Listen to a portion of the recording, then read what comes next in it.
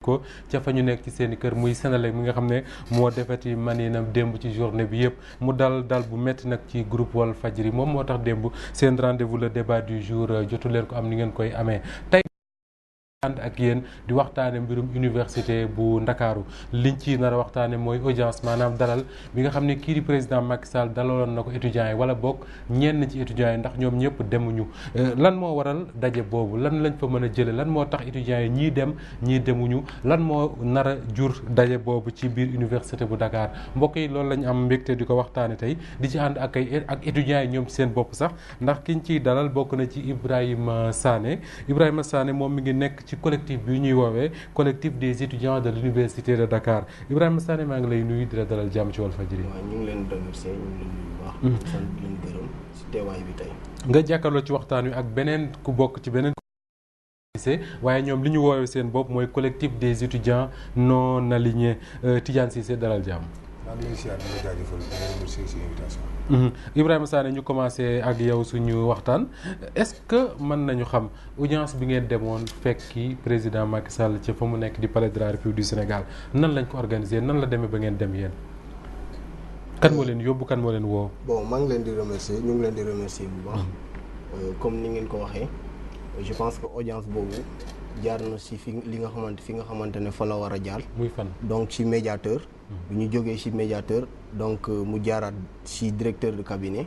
moo ñu woo invité ñu woo responsable université woo kenn ku nekk ne la am nga fi invitation war ngeen teew samedi ngir waxtaan ak président bi nga xamante ne. médiateur bu université bu Dakar. waaw ci moom ngeen jaar. waaw mu woo directeur de cabinet wu président. directeur de cabinet wu président woo leen yéen. kenn ku nekk ci yéen dañ la woo. ne la am ngeen daje ak président bés sàngam. d'accord bi ngeen di dem ñan ñoo leen mandaté maanaam ñan ñoo leen jox seen kàddu ne leen dem leen waxal ñu. étudiants yi ñoo ñu mandaté.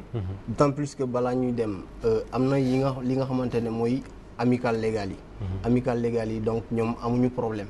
donc mooy faculté de médecine école institut FASEG. ñoom amuñu benn problème. ba mooy amicale légale. mooy amicale légale am na ay amicale illégale. je ne dirais pas amicale illégale waaye ñi nga xamante ne jot nañ supprimer seen amicale bi. mais malgré ça am na ay yeneen responsabilités yi nga xamante ne ñun loolu la ñuy doxee. donc ci loolu noonu faculté bu nekk dafa am ay liste donc liste bu nekk dafa am responsable wala coordonnateur de liste. man coordonnateur de liste la moom coordonnateur de liste la. donc ñun la ñu contacter. ci ñooñu la ñu woo képp ki nga xam balaa ngay dem da nga war a toog ak sa mbooloo mi da nga war a toog ak donc sa militant yi ngeen expliquer ndax ñu mën a am li nga xamante ne. donc loolu kon bi ñu leen woowee daje ngeen ak étudiants yi nga xam ne ñoom ngeen àndal nga tudde leen say militants ngeen tax daje waxtaan. non du foofu. question bi du foofu. ñi nga xamante ne parce que ñëpp mënuñu dem. ñëpp waaye responsable yi nga xamante ne donc ñoom la ñu contacter mooy maanaam coordonnateur ci faculté yi nga xamante ne amuñu amical. d'accord ñooñu ñoo dem. d'accord léegi li ma bëgg a xam mooy bi leen président de la République contacter wax nga ma ne ma étudiants yi ñëpp mënuñu dem. contacté nañ kenn par kenn bi ñu leen contacté yéen kenn par kenn responsable yooyu da ngeen a dem waxtaan ak ñi ngeen xam ne ñoo leen yabal ñoo leen jox seen kàddu bañ waxtaan ba juboo ne lii ngeen nar a wax ngeen dem waxi ko. effectivement noonu la demee. loolu lañ bëggoon a wax alors yéen ngeen ne Tidiane Cissé yéen ngeen ne collectif des étudiants non alignés lan mooy étudiant non aligné. waaw salaamaaleykum Sénégal di jaajëfal yow mi nga xamante ne yaa ngi invité si plateau di leeral ay mbir yi nga xamante ne dafa lënt si boppu nit ñi. jóg toll si phase bi nga xam ne situation bi dafa jéggi dayoo bi nga xam ne tey dee am na fa ay bët yàqu nañ fa ay bagages yàqu nañ ko fa kon tey defe naa rôle nit ñi du jéem a diviser étudiants yi mais jéem nañu rassembler lañu boo gisee tey ñuy tuddee dañu non aligné si collectif bi lañ bokk mais ñun demuñu. yéen a bokk collectif. ñun ñoo bokkoon benn collectif ñoo bokkoon dama koy conjuguer ci passé ñoo bokkoon benn collectif mais ñoom amaana dañoo am gis-gis ne dañuy dem ci rencontre boobu ñun dañoo décidé ne duñ dem ci rencontre bi parce que tey dinaa la jox ñeenti mbir. avant ñuy àgg ci li tax demu leen seen collectif non aligné ñëpp ñen ñoo ci ne. ñi ci ne wax na ma ñi nga xam ne ñoom lañ àndal. ñi ci ne waaw ñi ci ne. waa fac lettre la. fac lettre waa fac science. mi nga xam ne tey étudiant Bassirou Faye foofu la décédé ak waa faculté de droit. ñeenti faculté yooyu ñoo fa ne ñoo ngi ci biir collectif des non alignés. ñoom ñoo fa ne. ñun ñoo ne di dem. boo gisee nag bëgguñu dem c'est parce que tey ñeenti mbir moo am. muy lan mooy benn bi. mënuma gëm rencontre ak président de la République am alors que étudiants yëpp a d'accord ne Mary Teuw Niane dafa war a teggi ndombal tànkam ñun loolu lañ tegoon comme condition sine qua non si place bi. bala ngeen a gis président na Mary Teuw Niane dem na Mary Teuw Niane teggi ndombal tànkam parce que mort d'homme moo am en 2001 bi Balla Gaye décédé mais Abdoulaye Wade ministre bi fi nekkoon dafa teggi ndombal tànkam. saa dëgg après mu étudiants yi doog a ñëw ñu waxtaan ci autour de table de négociation trouver consensus pour Sénégal mu Université Anta Diop jotoon li nga xam ne tey mooy ak yii nii mais ci biir nii tey li ñu li olof tubaab di wax mooy vice de forme mooy maanaam ni ñu defaree rencontre parce que mënu ma gëm rencontre am parce que par exemple la République tey bu naroon rencontrer forces des armées ministre de l'intérieur dafay nekk des forces armées dafa nekk bu daroon rencontrer li nga xam ne tey mooy waa santé ministre de la santé dafa war a nekk mais rencontre bi ministre tutelle nekku fa médiateur newu fa recteur newu fa benn doyen newu fa ñi fa nekk mooy Thérèse ak Abdou Mbow. Thérèse moom mooy directrice des cases des tout-petits. bu APR. Abdou Mbow moo jiite ndawu APR yi. ñoom ñoo fa nekk ak président ak ay ñenn ñi nga xamante ne ñëpp politique lañu. ñu jël seen i def ko rencontre bi nga xam ne rencontre folklore la ñun moom moo tax benn ñu ne demuñu. ñaareel bi mënuñu accepter tey ñi bokk si benn kuréel ñëpp di liggéeyandoo ñu dem ba si càppaanjal ñi nga xamante ne mbir mi léegi mu sotti ñu ñi mooy dañoo wan ñi nga xamante ñun ñoo nekkoon di xeexal étudiants yi dugal seen étudiants nga xamante APR lañ bokk ku def loolu Thérèse Faye moo ko def dama koy wax fii Sénégal ñëpp dëgg Thérèse Faye moom moo diviser étudiants yi parce que étudiants yi demoon nañ ba am benn kaddu ñëpp d'accord nañ ci benn kaddu ñëpp manqué woon nañ boole seen doole doon lenn mooy ne dañuy àndandoo wax benn baat te dañuy jël mbir mi jox ko waa faculté de sciences jël parole étudiants yi parce que ñoom ñoo seen kaddu parce que kaddu fa la dee waaw beneen bi mooy tey boo seetee rencontre bi tey beneen aspect bi mooy concernant si mu tudd encore mooy boo gisee nanguñu accepté dem président de la République dañoo ne ñun tegoon nañ suñu condition ministre bi dafa war a démissionné mais ñu ñëwaat encore Thérèse Faye mi nga xamante ne mooy ndeyu mi liggéey parce que dafa wax si jeune étudiant mooy ne les le gouvernement bu nekk en place dafa gentil trop ak étudiants yi bu gouvernement Sénégal moom Thérèse Faye livre bëggoon naa ko indi fii pour lépp leer mu ne bu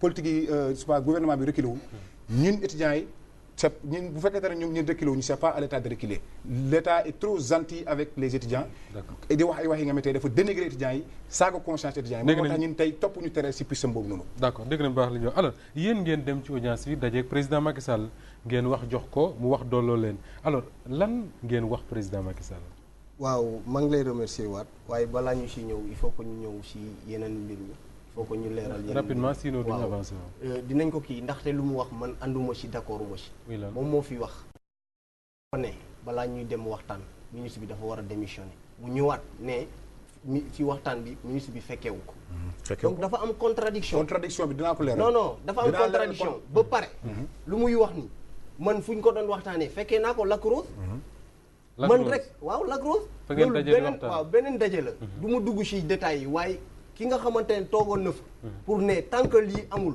condition bu muy teg ni du ñu dem rencontrer man maa ko wax mais ñoom ñoo nangu. kon def nga wax waxet. non ñoom ñoo nangu. xam nga lu nga ma s'il vous plaît donc yow yaa di waxoon conditionné. tant que Mary Teuw Niane démissionné wul du ngeen dem seeti Macky Sall. man maa ko wax man rek. waaw ñoom ñëpp dañoo nangu du yow rek ñoom ñëpp dañoo nangu bi ñu nangee. yow yaa ji ñëpp ànd ci ak yow maa fëgg table bi. ñoom ñu ànd ci ak yow. ñoom ñu ànd ci.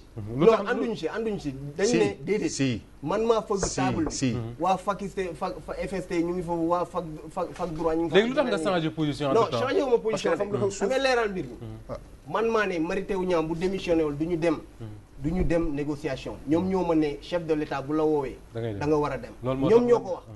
30 minutes maa ngi leen di téye foofu. yow ngay dafa am lu am ci suuf. wax waaye rapidement s'il vous plaît damay tënk bàyyil ma pare. ci yow laay ñëw léegi ci yow laay ñëw s'il vous plaît ci yow laay ñëw léegi may ma rek ma ñëw ci yow lan moo tax nga ne dafa am lu ne ci suuf. am nga non lu ne suuf lu lépp la ñuy wax. mais amaana tey moom ci rencontre Lac Rose boobu na moo jóg taxaw. kenn du rencontré président tant que Mary Teuw Niane dégagé wul. ñëpp nangul ko li ne ci suuf laa bëgg a xam. li ne ci suuf mooy mënuñu accepter tey wax waxeet bi la. wax waxeet lan waaw nga ne dafa am lu ne ci suuf accepter tey nga def benn position tey. suba nga def volte-face. mooy kon mënuñu comprendre ne yaa angi suros ak àggaleel la Ibrahima Sall. maa ngi ñëw foofu noonu. c'est que daf may wax loolu li nga xamante ne wax moo ko. dama ne bi ma waxee loolu. masse bi nga xamante ne ñoom ñoo fa nekk ñoom ñëpp dañoo ne loolu du problème nañu dem rencontrer. ma ñëw ànd ak ñoom. lu leer la kaamil bu ñu ma ko tegaloon fii ma laal ko. ñoom ñoo ko wax ñoom àndoon nañ ci. donc li may wax ni dama ko gëm. waaw wàcc leen ci base bi wala mun ngeen ubbi téléphone bi. léegi bu ngeen demee lan ngeen wax président Macky Sall. est-ce que comprendre nga. teg ko à côté puisque masse bi dafa décidé ñu dem rencontrer chef de l'État. dégg nañ loolu ngeen dem ngeen wax fa demee lu tax ñun ñu dem parce que je pense que ñun tey ay citoyen lañ dafa mel ni tey citoyen bi nga xamante ne ñu ne la am nga droit voter nga bañ a voter ñu dem ba fal président nga ne nanguma ci président boobu donc loolu ñun mënuñ ci ànd ñoom tey war nañu jógalu ci kanam étudiants yi parce que étudiants yi ñoo leen mandaté alors benn aspect bi ñu fa demee mooy li nga xamante ne problème bi nga xamante ne moo ñu tax a jóg est-ce que comprendre nga mooy indemnisation Bassirou Faye parce que dee am na fa il faut que loolu ñu gérer ñu dàmp famem loolu première condition la deuxième condition bi mooy justice soit faite est-ce que comprendre nga rey ñu teg ko ci yoon troisième bi mooy police bi quatrième bi wala troisième bi nga xamante ne looloo tax Bassirou dee faat mooy affaire bourse bi léegi président Macky Sall tontu leen lan tontuñu ci loolu noonu dinañ ci am résultat satisfait est-ce que comprendre dinañ ci am satisfaction donc bourse yi dinañ ko fay dinañ ci ñëwaat ci procédure ak kii wax na leen précis est-ce que wax na leen lu précis ci mbiru Bassirou Faye bourse yi nee ne famille bi dinañ ko indemniser Macky Sall moo ko wax nee ne police moom du garder ay criminels ñun dañ ci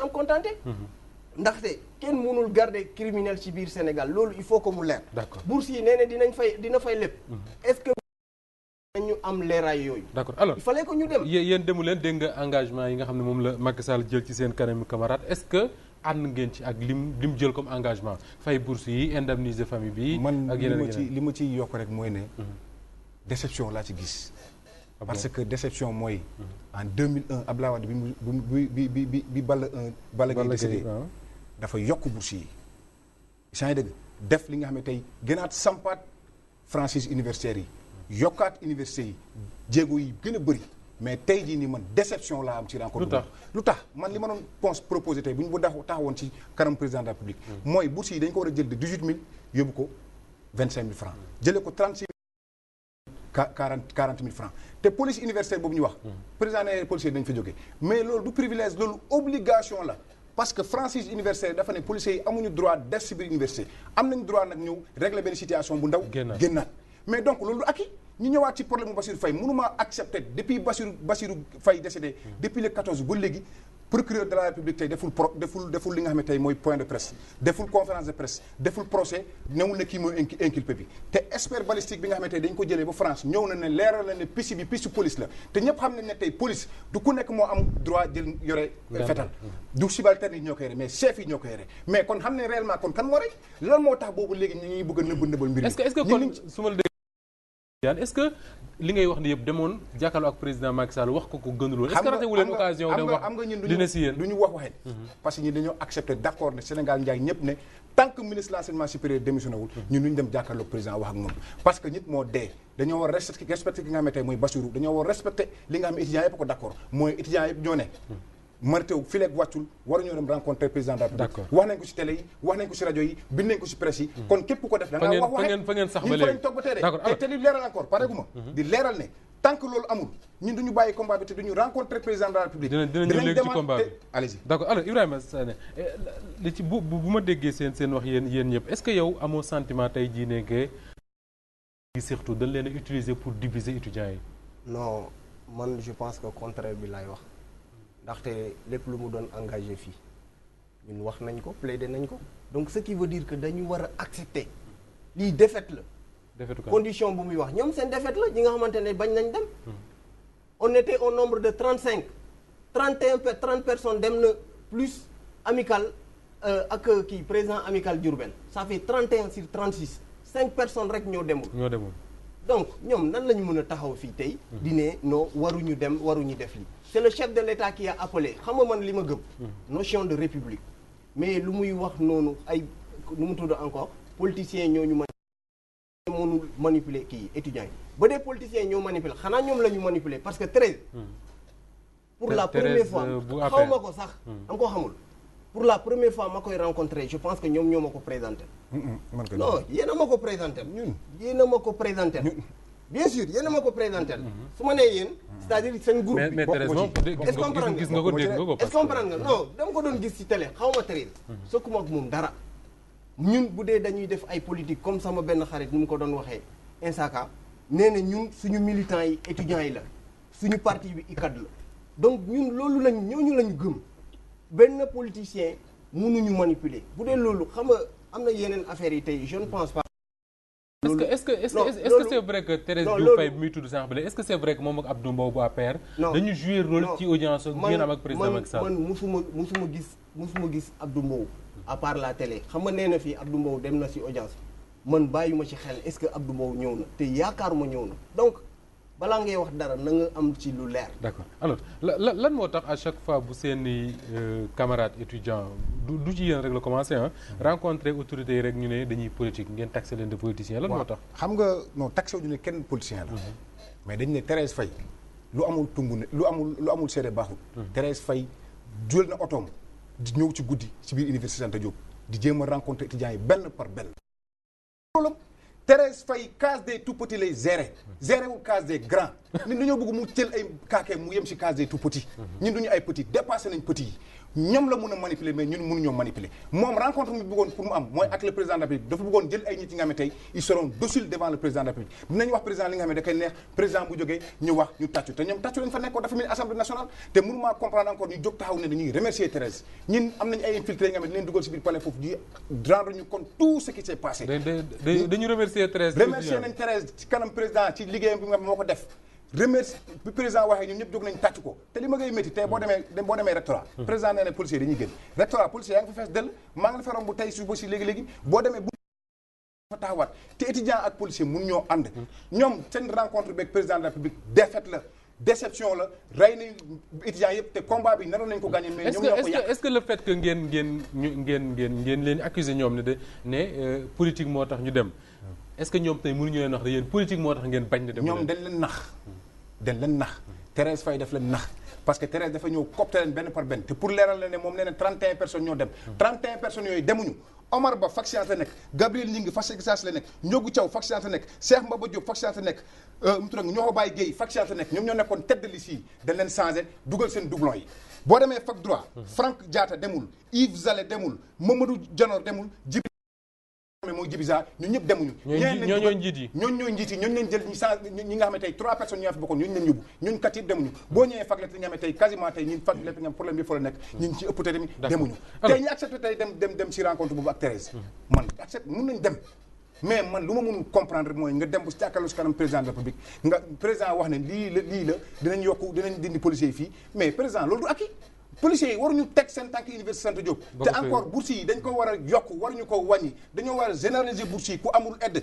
na nga am bourse entière ku amul bourse entière na nga am demi bourse ñun loolu tey mooy suñu est-ce que mën nga ñu leeral li mu wax léegi ne bi ngeen demee palais président wax da ngeen a jug di tàcc yéen ngeen am camarade boo xam ne dafa faat néewam seddagul sax ni ko wolof yi di waxee ngeen dem palais di tàcc est-ce que mën nga ñu leeral loolu nan la demee dama ne infiltré yi muy wax noonu amul c'est vrai que ak si yeneen circonstances est-ce que bi ngeen demee palais président Macky Sall wax na ngeen jug di ko tàcc étudiants yi fu ñu tàccu bu ñu nee dinañ indemniser famille bi xam nga étudiants yi fu ñu tàccaat bu ñu nee policiers yi dinañ génn parce que loolu lañ gëm kenn jógul dañoo tàccu parce que ñun loolu la ñu soxla mënuñu dëkk ak policiers yi est-ce que comprendre donc loolu noonu il faut que mu doon li nga xamante ne affaire bu leer la li nga xamante ne loolu li mu doon expliquer nii amul ñu muy cité nii ñoom ñëpp dañoo am coordonnateur dama ne liste bu nekk dafa am coordonnateur man mënuma nekk faculté des lettres et sciences humaines ma bëgg a prononcer aussi luy am fac droit mais moom nee ngeen lañ remplacé par ñi nekk seen suuf maanaam ku muy wax nii nee na Yves demul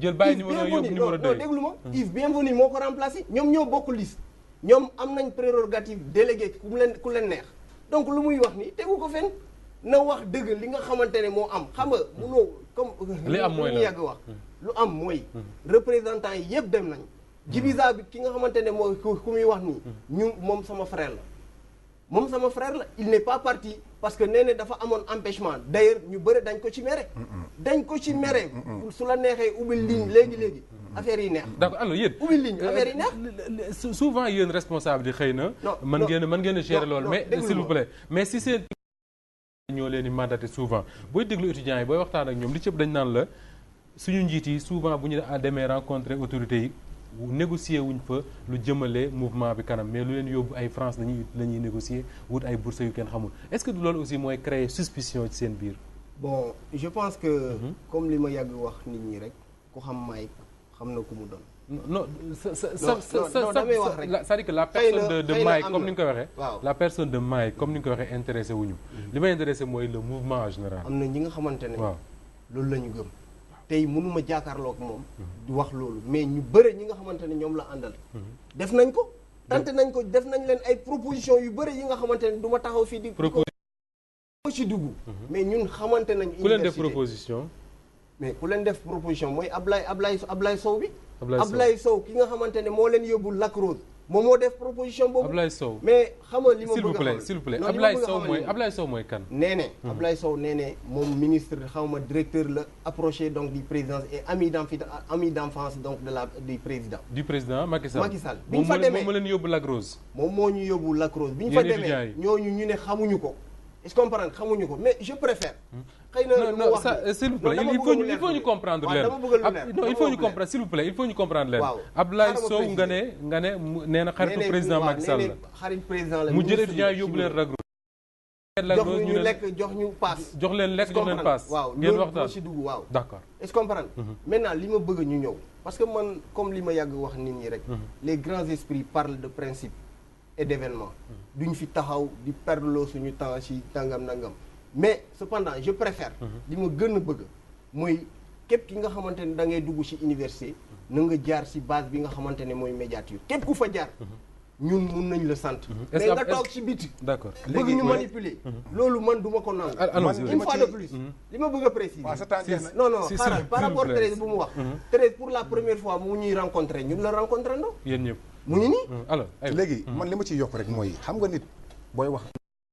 parce que tôt ou tard si bàmmeel la léegi dugal mais nag munoo wax lii wax lee ne yow dem nga fii te tey demaat nga lii tey position bi lii la woon suba lee la nit da ngay constant te débat de principe boobu bu ñu wax Jérôme moo ne les grands hommes discutent de principe les moyens hommes discutent d'idées les petits hommes discutent de personnes ñun nag tey principe bi moo ñu taxaw a toogloo fii mooy lan luy jëmane kalam étudiants yi luy jëmee ne kalam université Anta Diop luy jëmee ne est-ce que principe boobu ngeen insister waru woon tax ngeen bañ a dugg ci mbiru Ablaye Sow boobu yóbbu leen Lac Rose di leen waxtaandoo jox leen lekk jox leen paas nañ recadrer débat bi rek gis nga médiateur bureau ñun Ablaye Sow yóbbu ñu fenn man Ablaye Sow mënu maa yóbbu fenn wala waxuma président li la pour ak président la concerné man xaw ma Ablaye Sow moom mooy kan réellement rencontre ba ñëpp ñoo fa demoon moom mu ngi foofu lekk na naan na jël na paas kon tey bu taxawee ñëpp déggoo ci benn kaddu moom war na Ablaye Sow boobu te war na ñi nga xam ne ñoo fa nekkoon ñëw si Thérèse bureau médiateur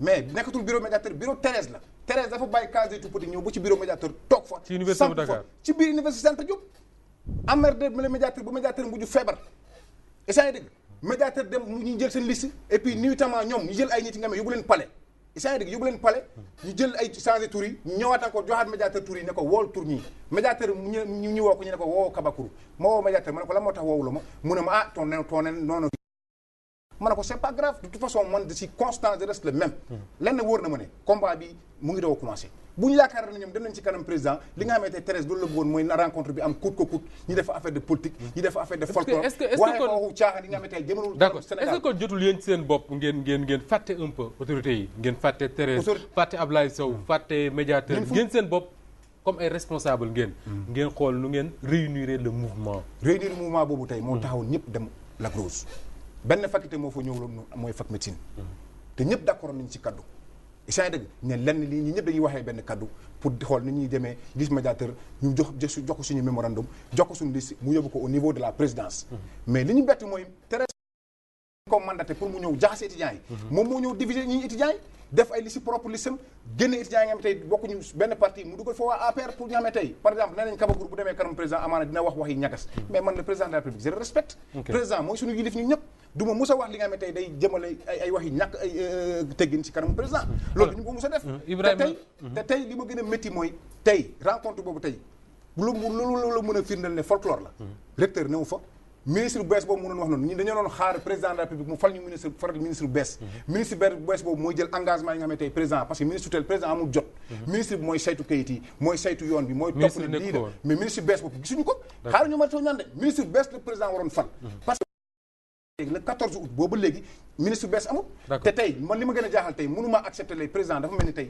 le ministre boobu bu ko wàccee parce que réforme yi tey bi ñu koy dugal dañ koo dugal par force bu ñu ñàkk ci bëtam mooy nga xam ne Ibrahima Diouf te bu ñu jógee dañoo def kii conseil des ministres ñu tàccu président félicité ki nga xam ne tey mooy météo Tidiane Cissé pour montrer la tey seen plan lañ teg pour yàq université Tidiane Cissé dégg naa la baax léegi Ibrahima Sané est-ce que yaakaaroo ne tey jot na yéen ngeen daje pour xool def li wolof di woowee ndëpp ci seen biir xool ba xam nan ngeen mën a régler seen problème au lieu que ngeen di bàyyi si teg seen i loxo ci autorités yi. non comme li ma la wax rek je pense que université amul problème dafa am ñi nga xamante dañu amul benn problème. dafay dee na amul problème. non je ne pense waxuma loolu. problème bi may wax problème d'organisation la. ok université problème université kenn mënu ko jeexal. moom nee na problème d'organisation amul nee na combat bi jeexagul. dama ne lu mu wax nii. lu muy wax nii tegu ko fenn. gis nga étudiants yi nañu fay bourse yi nañu indemniser famille bi nañu fay donc indaat donc blessé yi ak ñeneen nañ ko restaurer. octobre bu ñu fi ñëwaatee képp ku fi bëgg a indi désordre étudiants yi ñooy dal sa kaw. parce que dañoo bëgg a jàng. est-ce que comprendre dañoo bëgg a jàng. est-ce que li mu wax sànq ne policiers yi génn université mu ne. du acquis lu normal la. fay bourse étudiant aussi du acquis ci combat lu normal la. est-ce que du acquis. xamante ne amoon nañ ko mais lu muy wax noonu. ñun suñu plateforme bokk na ci bourse jógee 18 000 ba 20 000. si bokk na ci sama clé baa ngi nii. jamais sama clé baa ngi nii. après dinañ ko plateforme baa ngi foofu. est-ce que comprendre nga. bokk na ci. d'accord te li nga xamante ne mun nga indi discours président bi. je pense que fi ma doon waxee. loolu la ñu indi la bonification de la bourse de 18 000 à 20 000 francs donc ce qui veut dire que. mais président jëlu ci engagement 18 000 25 000 s'il vous plaît. président jëlu Ibrahima. 25 000 Ibrahima Sané président Ibrahima Sané. président jël est-ce que président jël na engagement ci yokk bourse boobu. jëlul engagement. yokk bourse yi. mais jël na engagement fay képp ki nga xamante ne jàll. fay bi moo war nag parce que fay bi moo waruñu woon ñun loolu la ñu soxla ñu leneen. Ibrahima Sané bu collectif des étudiants de l'université de Dakar maa ngi lay gërëm bu baax di gërëm Tidiane Cissé moom moo fi ji toogaloon collectif des étudiants non alignés mbokk yi mu doon seen débat du jour ñu leen di sant bu baax ci ànd bi ngeen àndoon ak ñun ba suba ak jàmm incha allah.